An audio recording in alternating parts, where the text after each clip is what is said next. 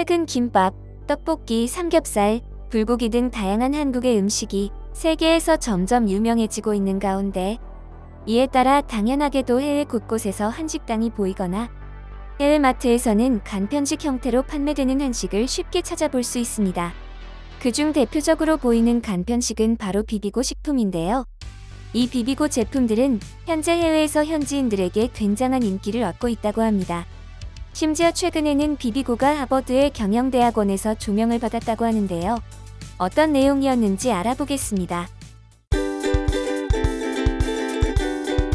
CJ제일제당의 식품 브랜드인 비비고. 브랜드명은 한국 요리의 대표주자 비빔밥에서 착안했다고 알려져 있습니다. 비비고는 가장 인기가 많은 만두를 비롯하여 김치, 비빔밥, 주먹밥 등 다양한 식품을 출시하며 국내는 물론 해외에서도 굉장히 많은 인기를 누리고 있습니다. 실제로 비비고는 이러한 인기에 힘입어 지난 2020년에는 한국 중고차 수출과 맞먹는 수준인 연매출 1조 원을 달성하기도 했는데요. 이는 한국 영화산업이 올 한 해 거둬들인 매출보다도 CJ제일제당의 만두 매출이 더 큰 셈입니다. 자동차, 반도체 등 주력 제조업이 아닌 식품 단일 품목으로 국내외에서 동시에 거둔 성과라는 점에서 의미가 크다고 하는데요. 이어서 2023년엔 해외 식품 분야에서 지난해 식품 기업으로는 처음으로 매출 5조 원을 넘어섰다고 밝혔습니다.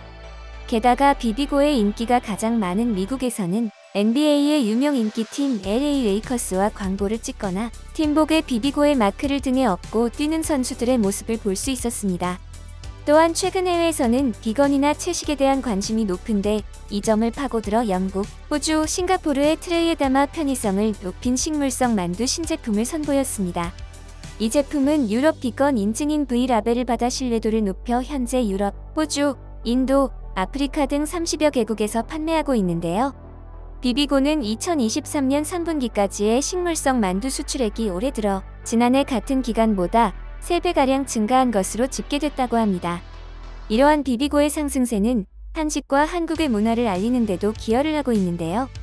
실제로 미국에서는 만두, 딤섬, 교자를 통틀어 덤플링이라고 불렀었지만 비비고로 인해 한국의 만두라는 이름만큼은 한식의 고유명사로 자리 잡기도 했습니다. 이러한 비비고의 전례 없는 성공적인 모습에 하버드 경영대학원에서도 CJ제일제당의 비비고를 주목하기 시작했는데요. CJ제일제당은 식품 사업의 글로벌 확장 노력과 성과가 하버드 경영대학원의 연구 사례로 선정, 강의에 활용됐다고 14일에 밝힌 것입니다.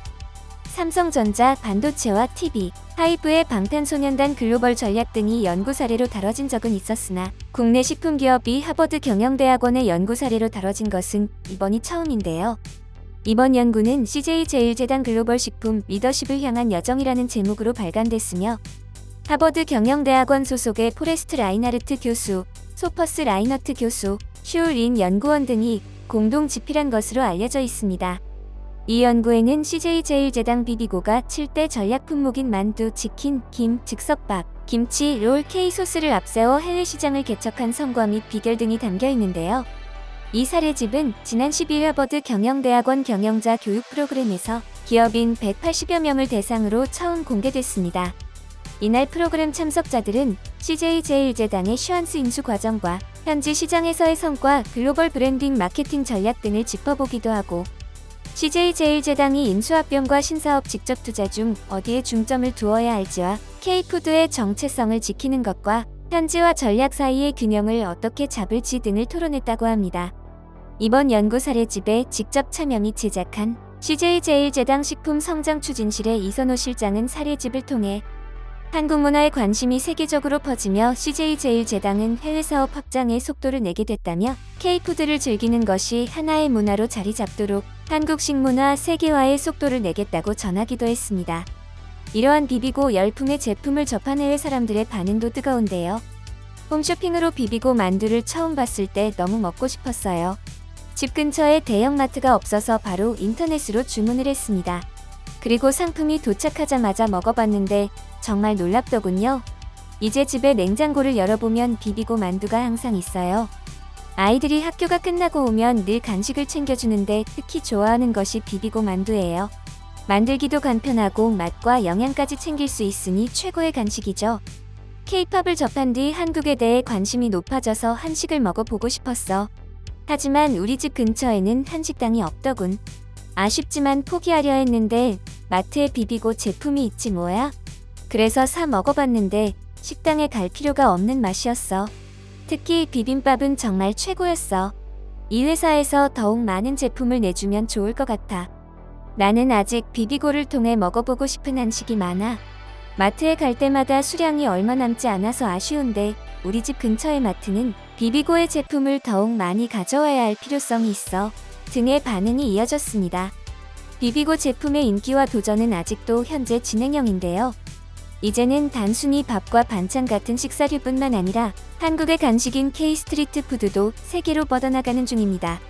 실제로 비비고는 떡볶이, 붕어빵과 같은 한국의 대표 간식들도 출시하여 지난해 11월에서 12월 2달 만에 매출 10억 원을 돌파하는 모습을 보여주기도 했는데요.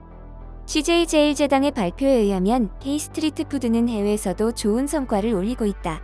비비고 상온 떡볶이는 지난해 6월부터 미국, 호주, 베트남, 싱가포르 등 27개국에 수출되고 있으며 현재 에스닉 마켓과 온라인몰 중심으로 판매 중이다.